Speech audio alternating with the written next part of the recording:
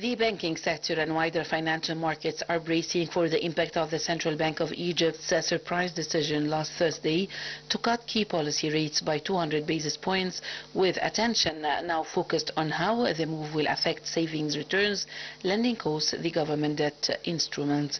The Monetary Policy Committee reduced the overnight deposit rate to 22% and lending rate to 23%, and both the CBE's main operation rate and the discount and credit rate to 22.5%.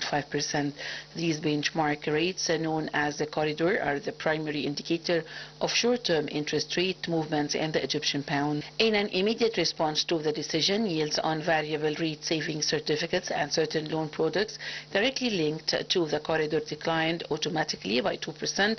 Among the most prominent of these instruments are the National Bank of Egypt Platinum Certificate and Bank Misr's Qima Certificate, as well as a wide array of floating rate loans offered by commercial banks.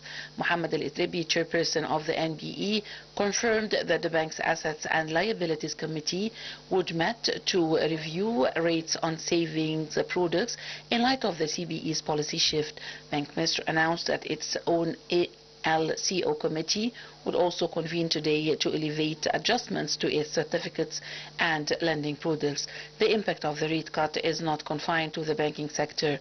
Investors are closely monitoring how the move will influence yields on government treasury bills and bonds, as well as foreign appetite for Egyptian debt instruments. Lower interest rates generally reduce the cost of government borrowing, but can also affect the attractiveness of local debt for international investors, especially in an environment of highlighted global interest rate competition. The Ministry of Finance is set to test the market this week with new issuance. On Sunday, it auctioned two T-bill tranches worth a combined 55 billion Egyptian pounds, a 91-day issue valued at 20 billion Egyptian pounds, and 273-day issue worth 35 billion Egyptian pounds. This is followed on Monday by four treasury bond auctions totaling 24 billion Egyptian pounds, a 2-year issue for 5 billion Egyptian pounds, a 3-year fixed rate issued for 13 billion Egyptian pound, a 3-year variable rate issue for 5 billion Egyptian pounds, and 5-year bond worth 1 billion Egyptian pounds. The outcome of these auctions is expected to provide the first clear indication of how investors, both domestic and foreign, are pricing the new interest rate environment and whether the 2% cut will translate into lower government borrowing costs or affect demand for Egyptian debt.